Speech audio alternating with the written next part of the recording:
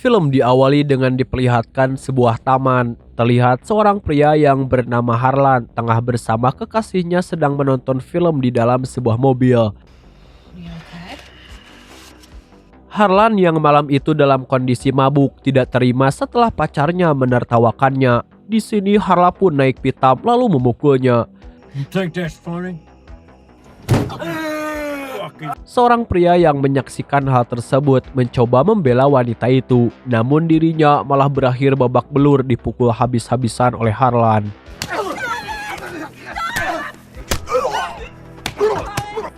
Setelah itu, Harlan meninggalkan tempat tersebut.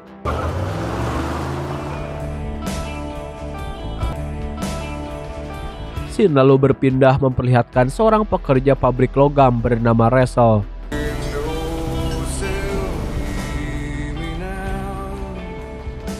Dalam perjalanan pulang, Rachel melihat mobil sang adik terparkir di tempat taruhan pacuan kuda poni.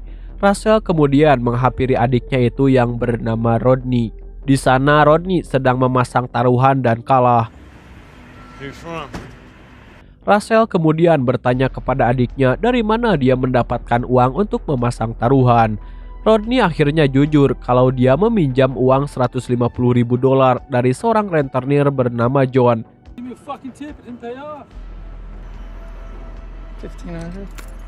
Di sana Rachel kesal dengan Rodney karena nekat berhutang untuk berjudi. Namun di satu sisi dia tidak tega memarahi adik semata wayangnya. Setelah penat dengan kehidupan dunia, akhirnya Rachel mengadu liang cipapang dengan pacarnya yang bernama Lena. Keesokan harinya, Rachel mengunjungi sang ayah yang sedang berbaring sakit di rumahnya dan dijaga oleh sang paman. Rodney ternyata adalah seorang militer yang akan ditugaskan di Irak.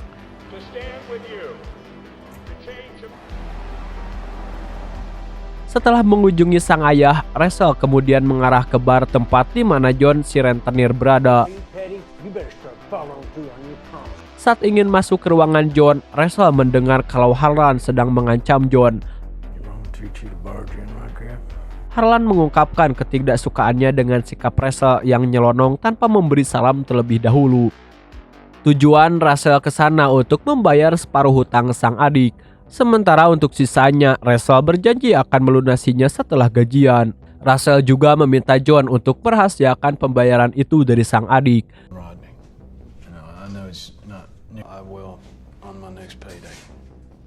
Dalam perjalanan pulang, kejadian naas menimpa Rachel. Tanpa sengaja dia menabrak sebuah mobil yang tiba-tiba mundur. Kecelakaan itu menewaskan seorang ibu dan anak yang masih kecil.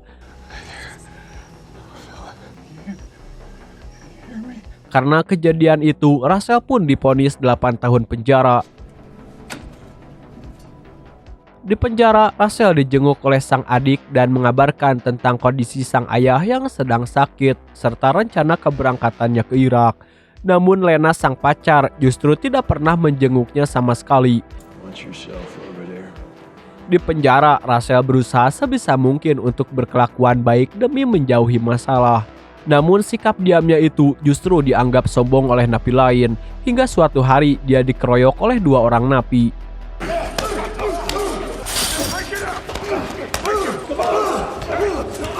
Tahun demi tahun berlalu, Rodney yang sudah kembali dari tugasnya di Irak datang mengunjungi Rachel untuk menyampaikan kabar duka bahwa ayah mereka baru saja meninggal dunia. Rachel merasa sangat terpukul atas kehilangan sang ayah. Kini satu-satunya keluarga yang dia punya hanyalah sang adik. Singkat cerita, Rachel pun bebas dari penjara. Dia dijenguk oleh Rodney, kemudian Rachel berziarah ke makam ayah dan ibunya.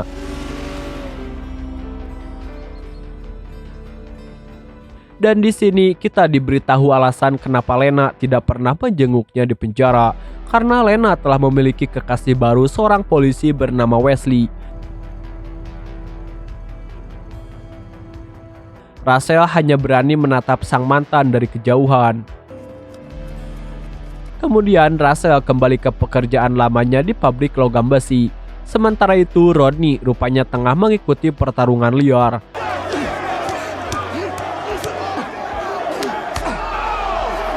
Meskipun sempat kalah, namun pada akhirnya dia memenangkan pertarungan tersebut. Hal itu karena lawannya menghina sang ibu. Rupanya Rodney mengikuti pertarungan itu untuk membayar hutangnya yang menumpuk kepada John. Namun John marah-marah dengan Rodney karena ia menang. Ternyata John telah memasang taruhan untuk kekalahan Rodney dan ia mengatakan kalau Rodney tidak cocok menjadi seorang petarung karena ia tidak bisa menahan emosi dan ia menyarankan agar dia bekerja di pabrik logam saja seperti kakaknya. Sementara itu Russell yang menunggu di rumah melihat muka sang adik dalam keadaan babak belur, namun dia tidak menaruh kecurigaan apa-apa. Di keesokan harinya, Russell tak sengaja menemukan perban bekas pembalut tangan dengan noda darah di tong sampah. Lalu dia meminta Rodney menunjukkan kedua tangannya,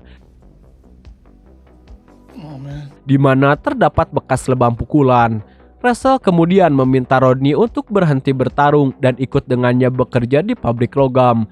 Bagi Russell, bekerja di pabrik logam jauh lebih baik untuk menyambung hidup. Mendengar itu, Rodney malah emosi. Ia malah mengatakan kalau dia tidak peduli lagi dengan kehidupan sambil menunjukkan bekas lukanya saat bertugas di Irak. Dia di sana bertujuan bertugas demi negara, namun yang didapat hanyalah depresi yang berkepanjangan, dampak dari menyaksikan korban yang berjatuhan di medan perang.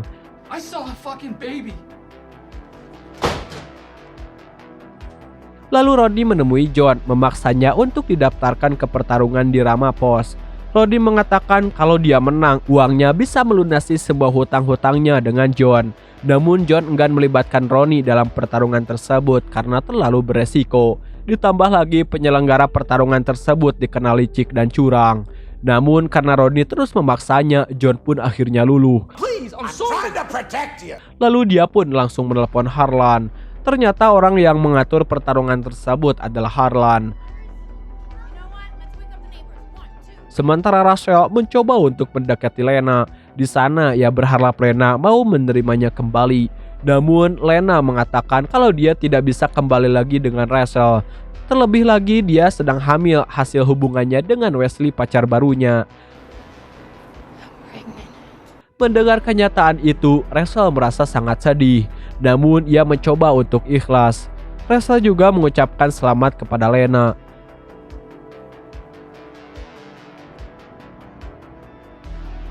Setelah itu, Russell mengunjungi lokasi kecelakaan yang menyebabkan dia dipenjara. Kejadian naas yang tidak akan pernah dia lupakan.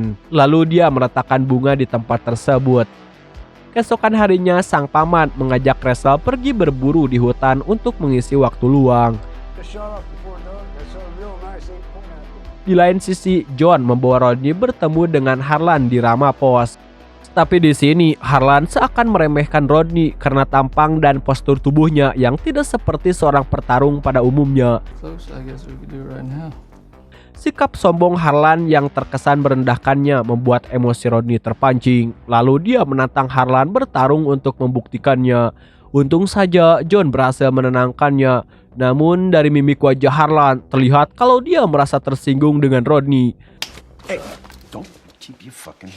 Di luar, John mengatakan kepada Rodney kalau dia harus kalah dalam pertarungan ini sesuai kesepakatan yang dia buat dengan Harlan. Namun karena sikap sombong Harlan, Rodney tidak yakin kalau dia mau mengalah.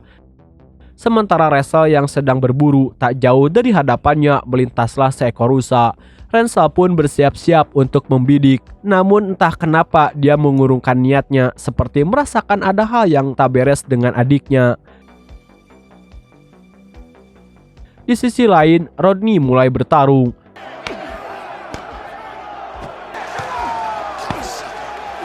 Dalam pertarungan tersebut, Rodney berhasil membuat lawannya kewalahan. Namun John tidak senang melihatnya. Di sana John lalu memberikan kode kepada Rodney agar kalah dalam pertarungan tersebut.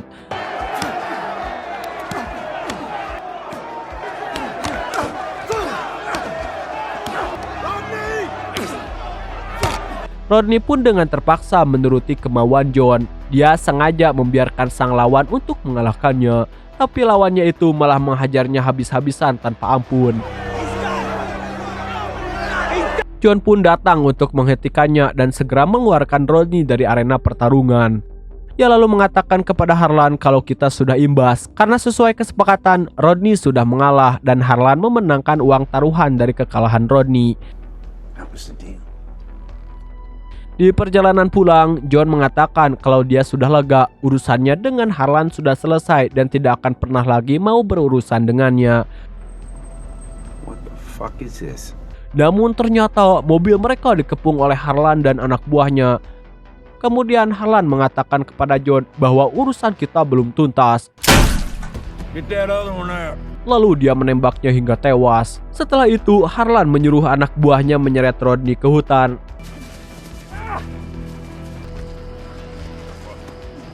Sementara di rumah, Rachel membaca surat dari sang adik berisi permintaan maaf dan berjanji kalau ini adalah pertarungan terakhirnya. Setelah itu dia akan bekerja dengan Rachel di pabrik logam. Kembali ke Rodney, Harlan memintanya untuk berpaling, namun ia tidak menghiraukannya dan malah menyebut Harlan pengecut. Lalu Harlan pun menembaknya hingga tewas. Setelah itu, dia menyuruh anak buahnya mengubur mayat Rodney di tengah hutan. I'm gonna get things back on track. Lalu di keesokan harinya, Wesley mendatangi Rachel di rumahnya. Rachel awalnya berpikir kedatangan Wesley ada hubungannya dengan Lena. Namun ternyata Wesley membawa kabar tentang John yang ditemukan tewas di hutan. Polisi juga menemukan rekaman suara detik-detik pembunuhan John yang ada di mobilnya. Namun polisi mengalami kesulitan dalam melacak keberadaan Rodney yang saat itu diketahui sedang bersama John.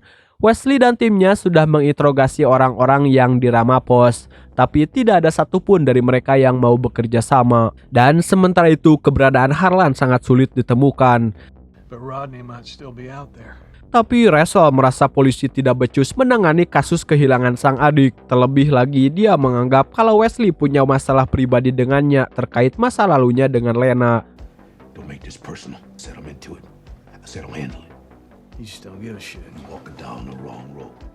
Tidak tinggal diam, Rachel dan Paman Red mendatangi kantor John. Di sana ia bertujuan untuk mencari informasi di mana alamat Harlan. But I do know it's up in the Ram. Di sini terungkap kalau John memiliki hutang dalam jumlah yang sangat besar kepada Harlan dalam kesepakatan pertarungan. Pemilik bar mengatakan kalau dia tidak tahu persis di mana alamat Harlan, tapi dia tahu di mana Ramapos. Tanpa membuang waktu, Rachel dan sang paman langsung berangkat. Sesampainya di Ramapos, tidak ada satupun manusia di sana. Setelah itu, dia berangkat ke wilayah di mana Harlan berada. Di sini, Rachel berpura-pura membeli narkoba dari anak buah Harlan. Awalnya mereka mencurigai kalau Rachel adalah polisi yang menyamar. Namun pada akhirnya, mereka membawa Rachel ke markas Harlan. Crank 2020s, Bluebells, Crystal. Tapi di sini, Rachel tidak mengenali wajah Harlan, padahal dia ada di markas tersebut.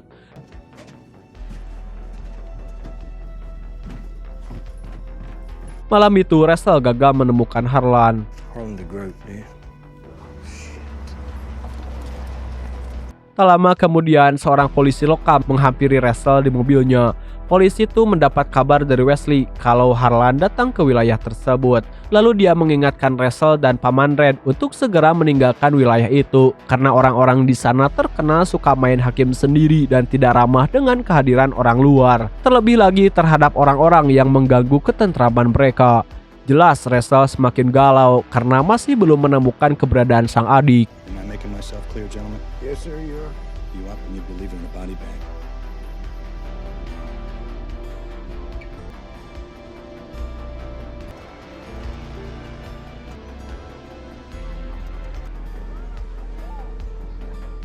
Sepulang dari kerja, Rachel dihampiri oleh Wesley. Ia mengabarkan kalau polisi telah menemukan jasad Rodney yang terkubur di hutan. Mendengar kabar buruk tersebut, Rachel mencoba untuk tegar. Malam harinya, Lena dan Wesley datang berkunjung. Lena mengucapkan belasungkawa kepada Rachel dan memintanya untuk menyerahkan penyelidikan ini kepada Wesley. Lena tidak ingin Rachel bertindak sendirian yang akan membahayakan nyawanya. Beberapa bulan pun berlalu, Rachel mencoba melanjutkan hidup bekerja seperti biasanya. Namun tetap saja rasa ingin membalas dendam semakin menggebu-gebu. Di lain sisi, polisi menggerebek rumah Harlan, namun mereka tidak menemukannya karena Harlan mengetahui akan rencana kedatangan mereka dan dia sudah lebih dulu bersembunyi di tempat lain.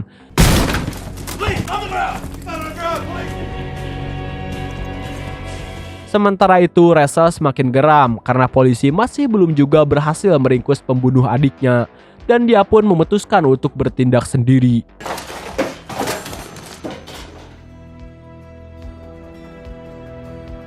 Malam harinya dia kembali mendatangi kantor John untuk mencari petunjuk melalui buku catatan nomor telepon. Rachel akhirnya menemukan nomor telepon Harlan dan langsung menelponnya.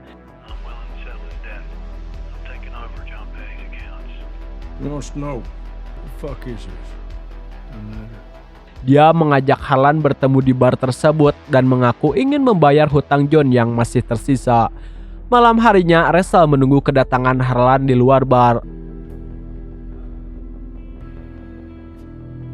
Tak lama, Harlan dan anak buahnya datang membawa sebuah tas dan masuk ke dalam bar. Melihat kedatangan Harlan, Rachel langsung keluar membawa senapan dan mencoba masuk ke dalam bar. Sementara di dalam, Harlan menginterogasi pemilik bar untuk mencari tahu siapa orang yang menelponnya dan mengaku ingin membayar hutang John. Sementara itu, Rachel berhasil masuk dan melumpuhkan anak buah Harlan. Maybe you might have some money for me. Di sana, Harlan mencoba kabur setelah menembak si pemilik bar. Oh, goddamn. Dia memutuskan lari karena gagal menghidupkan mobilnya dan Rachel pun mengejar Harlan yang bersembunyi di pabrik kosong.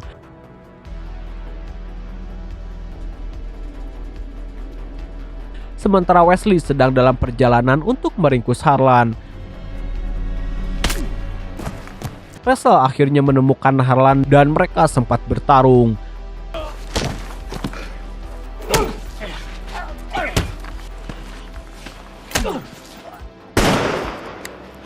Rachel lalu menembak Harlan dan memaksanya berjalan menuju ke hutan. Setelah berjalan agak jauh, Harlan pun akhirnya tumbang. Rachel kemudian mengatakan kepada Harlan kalau Rodney adalah adiknya. Ronnie Baze's brother. Kemudian Harlan kembali berdiri dan lanjut berjalan. Saat Rachel ingin menembaknya, Wesley pun tiba dan mencoba menghalanginya. Don't do it, Russell!